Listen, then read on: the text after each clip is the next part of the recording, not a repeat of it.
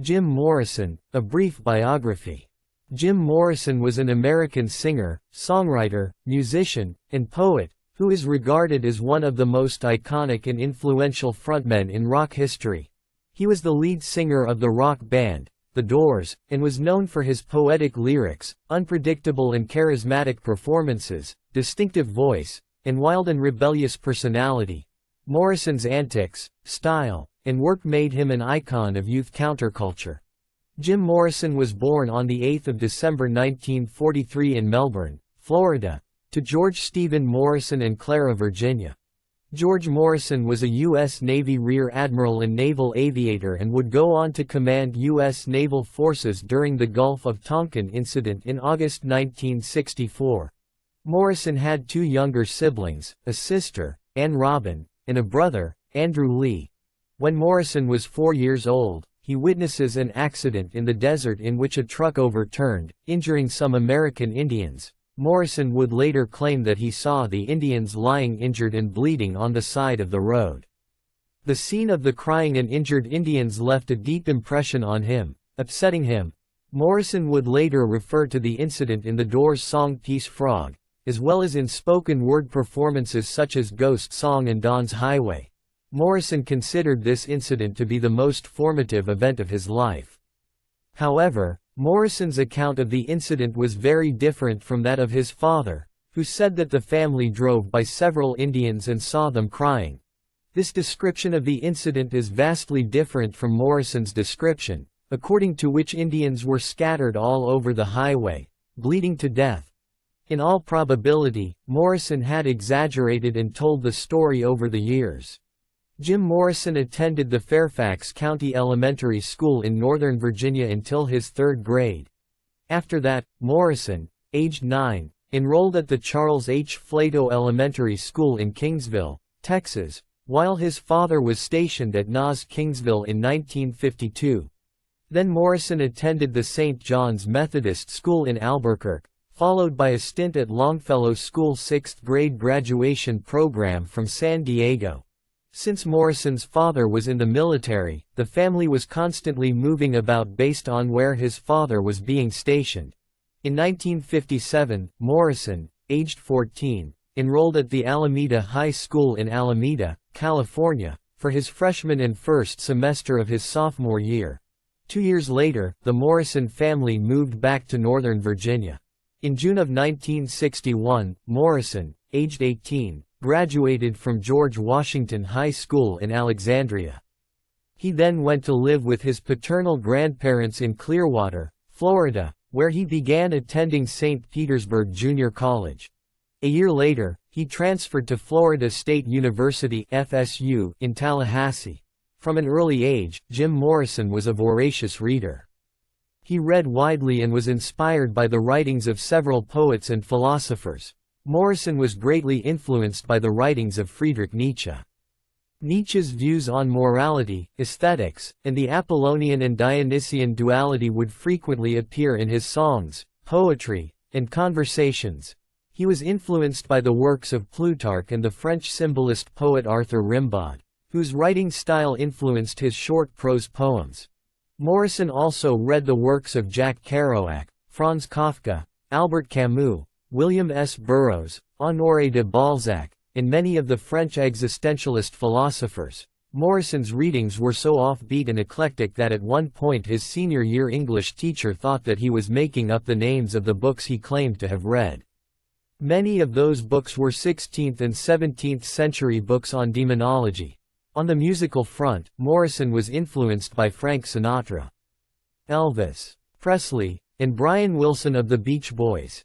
In January 1964, Jim Morrison enrolled at the University of California, Los Angeles, UCLA. At UCLA, Morrison took part in American poet and social activist Jack Hirschman's class on the French writer and poet Antonin Artaud.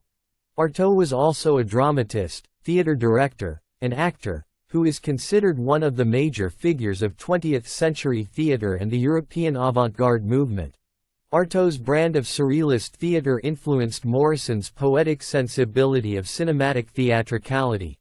Morrison made several short films during his time at UCLA. In 1965, Morrison, aged 22, finished his undergraduate degree at UCLA's film school in the theater arts department of the College of Fine Arts. He did not attend his graduation ceremony, choosing to go to Venice Beach instead. Around the time when Jim Morrison graduated from UCLA, he led a bohemian lifestyle in Venice Beach. He lived on the rooftop of a building in which one of his old UCLA friends lived, surviving mostly on canned beans and LSD. It was during this period that Morrison wrote some of the early songs of The Doors, such as Hello, I Love You, and Moonlight Drive. While living in Venice Beach, Morrison befriended many writers at the Los Angeles Free Press, an underground newspaper that he championed until his death. Jim Morrison and Ray Manzarek had first met as cinematography students at UCLA, months before The Doors was formed. One day in July 1965, Morrison and Manzarek accidentally met on the beach in Venice. They recognized each other from their UCLA days, and Morrison showed Manzarek the poetic songs he had been writing. Manzarek was impressed by Morrison's lyrics, stating that they were rock group material. Shortly thereafter, they decided to form a rock band. Drummer John Densmore joined the group in August. On Densmore's recommendation, guitarist Robbie Krieger auditioned for the group and was immediately added to the lineup. Together, they combined various musical backgrounds such as blues, folk, rock, and jazz. The group was named The Doors, inspired by the title of Aldous Huxley's book, The Doors of Perception. From February to May 1966, The Doors regularly performed at a Los Angeles nightclub called London Fog, located on the Sunset Strip. These performances were the band's first regular gigs. It was here that Jim Morrison gained the confidence to perform in front of a live audience, and the group developed as a whole. They experimented with their songs and performance style. They were able to lengthen their songs, such as in the case of The End and Light My Fire, during their performances and turn them into finished pieces as would appear on their debut album. Ray Manzarek would later remark that it was at the London Fog where the magic began to happen and the group became a collective entity. By June 1966, The Doors moved on to the more esteemed Whiskey A Go Go, a nightclub located at 8901 Sunset Boulevard on the Sunset Strip, barely a few doors down from the London Fog. The Doors became the house band of the Whiskey A Go Go, supporting acts such as Van Morrison's group, Them. On Van Morrison's last night at the club, the two bands jammed together on Van Morrison's song Gloria. On 10 August 1966, The Doors were spotted by the president of Elektra Records, Jack Holzman, and producer Paul Allen Rothchild, at the Whiskey A Go Go. After seeing the group perform 2 sets, Holzman and Rothchild signed them to the Elektra Records label on 18 August. This would be the start of a long and highly successful partnership between The Doors and Elektra Records.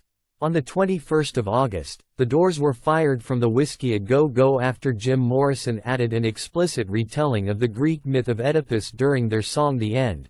The Doors recorded their debut album, The Doors, between August and September 1966, at Sunset Sound Records in Hollywood, California.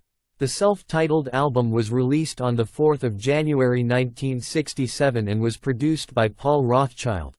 The album includes some of the band's most popular songs, such as Light My Fire, Break On Through, To the Other Side, Backdoor Man, and the long version of The End with its Oedipal spoken word section. The album shows the diverse musical influences of the band, such as blues, pop, jazz, R&B, rock, and classical music.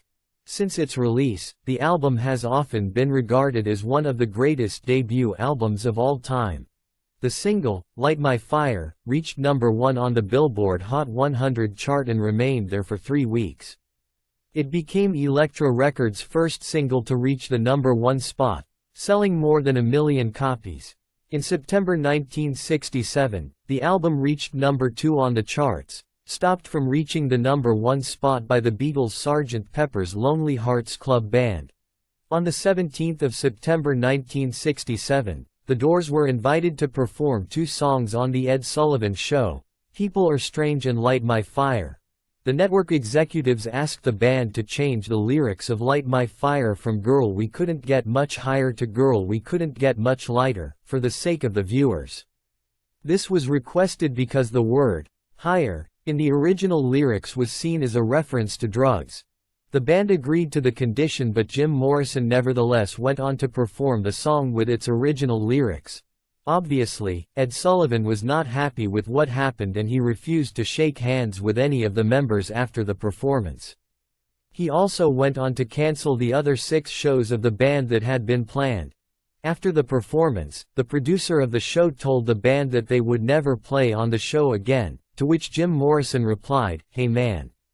We just did the Sullivan Show." On the 25th of September 1967, The Doors released their second studio album titled Strange Days. By the time of its release, The Doors had already become one of the most famous rock bands in America.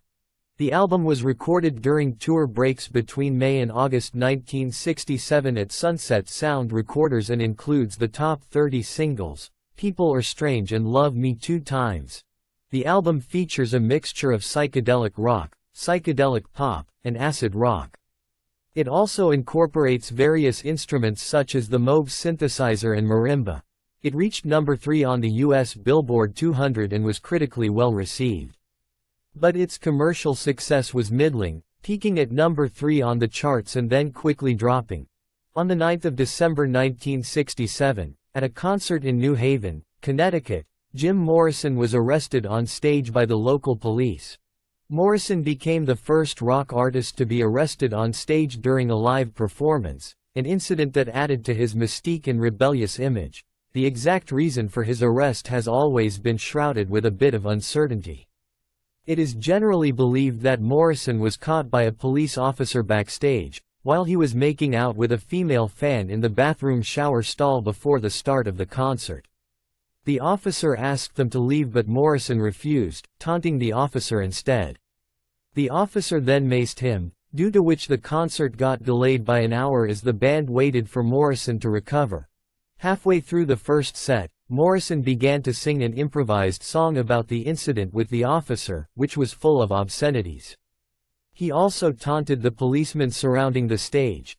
The police decided to arrest him and dragged him off stage, thereby causing a riot amongst an already unruly and restless audience. Morrison was taken to the local police station, photographed, and booked on charges of inciting a riot, public obscenity, and indecency. The charges against him were dropped several weeks later due to a lack of evidence. On the 3rd of July 1968, The Doors released their third studio album titled Waiting for the Sun. The album was recorded between February and May 1968, and became the band's first and only #1 album, spending 4 weeks on the top spot. The album included their second #1 single Hello, I Love You. It was also the band's first hit album in the UK, where it reached number 16 on the chart. The recording of this album had been a bit more chaotic and difficult, mostly due to Morrison's increasing dependency on alcohol. Morrison's erratic behavior while intoxicated even led to drummer John Deansmore walking out of a session on one occasion. Another reason for the tensions was Paul Rothchild's rejection of the band's 17-minute-long song Celebration of the Lizard. Nevertheless, the album was a commercial success. The Doors were now at the height of their popularity. In September of 1968, The Doors went to the UK for their first performance outside North America. They held a press conference at the ICA Gallery in London to announce their arrival. On the 6th and 7th of September 1968, The Doors played 4 performances at the Roundhouse, London, along with Jefferson Airplane. The performances were filmed by Granada for a television documentary titled The Doors Are Open, which was directed by John Shepard. The Doors also went on to perform on other dates in Europe along with Jefferson Airplane. During a performance in Amsterdam, Jim Morrison collapsed on stage after a drug binge. By early 1969, Jim Morrison had grown a thick beard, gained weight, and dressed carelessly. He had become almost completely dependent on alcohol and drugs and had begun showing up late and drunk for his performances and recording sessions. During a concert at the Dinner Key Auditorium in Miami, Morrison attempted to start a riot in the audience. He shouted out obscenities and even insulted and taunted the audience and the police. 3 days later, 6 warrants for his arrest were issued on the charges of indecent exposure and other accusations. The band was forced to cancel many of their scheduled concerts. On the 18th of July 1969, The Doors released their 4th studio album titled The Soft Parade. The album was recorded after a hectic tour during which the band did not have much time to compose new material. Guitarist Robbie Krieger got more and more involved in the songwriting process for the album, as Jim Morrison focused more on his poetry and dealt with many personal issues. Producer Paul Rothchild suggested that the band completely depart from their first 3 albums by developing a fuller sound, incorporating brass and string arrangements. The album included their single Touch Me, which reached number 3 on the Billboard Hot 100 and number 1 on the Cashbox Top 100. The single was the band's last U.S. number 1 single. Morrison's drinking made him unreliable and difficult to work with, resulting in the sessions being dragged on for months. Due to this, the studio costs kept piling up and the band came close to breaking up. The album was not critically well received and many followers of the band viewed the album as catering to popular and commercial music. It is often considered the band's weakest album with Jim Morrison. Nevertheless, the album peaked at number 6 on the Billboard 200. On the 9th of February 1970, The Doors released their 5th studio album titled Morrison Hotel. With this album, the band returned to the blues rock style that they had become famous for. It was seen as the band's return to form. The album includes 2 of their most popular songs, Roadhouse Blues and Peace Frog, which became staples of classic rock radio. The album went to the number 4 spot on the Billboard 200 and also became the band's highest charting studio album in the UK. Peaking at number 12. The album was well received by critics and fans alike. On the 20th of July 1970, The Doors released their first live album. The double album features songs recorded at concerts held in 1969 and 1970 across several cities. The final mixing consisted of many bits and pieces from different concerts, amounting to almost 2,000 edits. The album includes the first full release of the lengthy song Celebration of the Lizard and many other tracks that had not been released in any of their previous albums. The album peaked at number 8 on the Billboard 200. The Doors continued to be banned in more conservative American markets. During this period, they even received new bans at Detroit's Cobo Hall and Salt Lake City's Salt Palace. But in spite of these bans, the band continued to tour extensively, playing 18 concerts in the US, Canada, and Mexico in 1969, and 23 shows in the US and Canada throughout the first half of 1970. The Doors were scheduled for a short new tour to promote their upcoming album. The tour consisted of only 3 dates. On the 12th of December 1970, during their performance at the Waterhouse in New Orleans, Jim Morrison had a terrible breakdown on stage. Halfway through the set, he slammed the microphone into the stage floor several times and then sat down and refused to perform for the rest of the show. This would be Morrison's last public performance. After the show, Manzarek, Densmore, and Krieger met and decided to end their live act, as they all agreed that Morrison was ready to retire from live performances. Jim Morrison would never perform again. On the 19th of April 1971, The Doors released their 6th studio album titled L.A. Woman. This would be the last album of the band with Jim Morrison. The album is heavily influenced by blues, more than any of their previous albums. It was produced by longtime sound engineer Bruce Botnick after the group had a fallout with Paul Rothchild. The album includes 2 singles, Love Her Madly and Riders on the Storm, both of which reached the top 20 in the Billboard Hot 100. The album peaked at number 9 on the Billboard 200 and number 28 on the UK Albums Chart. It became the band's second best-selling studio album and is regarded as one of their best ones. The title track, L.A. Woman, along with the 2 singles, would go on to become staples of classic rock radio. After he finished recording L.A. Woman with The Doors, Jim Morrison decided to take a leave of absence from the band and moved to Paris with his girlfriend Pamela Courson. Morrison and Pamela stayed in Paris in a rented apartment at Rue Beautreillis in Le Marais, 4th arrondissement. During his time in Paris, Morrison shaved off his beard, lost some weight, and went on long walks alone through the city. On 3 July 1971, Jim Morrison, aged 27, was found dead in the bathtub of his apartment at around 6 a.m. by Pamela. Although an autopsy was not performed as it was not required under French law, the official cause of his death was listed as heart failure. There were also several reports, none of which were confirmed, that his death was due to an accidental heroin overdose. Morrison died exactly 2 years after the death of Rolling Stones guitarist Brian Jones and approximately 9 months after the death of Janis Joplin and Jimi Hendrix, all of whom died at the age of 27. Morrison was interred at the Père Lachaise Cemetery in Paris, which has now become one of the city's most visited tourist attractions. Irish playwright Oscar Wilde and many other artists and poets have also been buried there. 3 years after his death, Pamela died of a heroin overdose, also aged 27. Since his death, Jim Morrison has continued to be regarded as one of the most influential singer-songwriters and iconic frontmen in rock.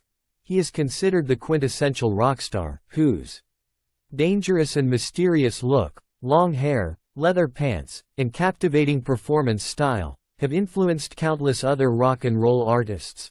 Morrison has directly influenced musicians such as Iggy Pop, Eddie Vedder, Glenn Danzig, Ian Curtis, and Lane Staley. Jim Morrison has now become one of the greatest and most popular cultural icons of the 20th century. He epitomized the youth counterculture rebellion with his music, attitude, and style. Morrison has frequently been voted as one of the best lead singers of all time by rock magazines and in fan polls. In 1993, he was inducted into the Rock and Roll Hall of Fame as a member of The Doors. Morrison's life has also been a subject and inspiration for movies and documentaries, the most famous of them being the 1991 biopic film titled The Doors, directed by Oliver Stone and starring Val Kilmer.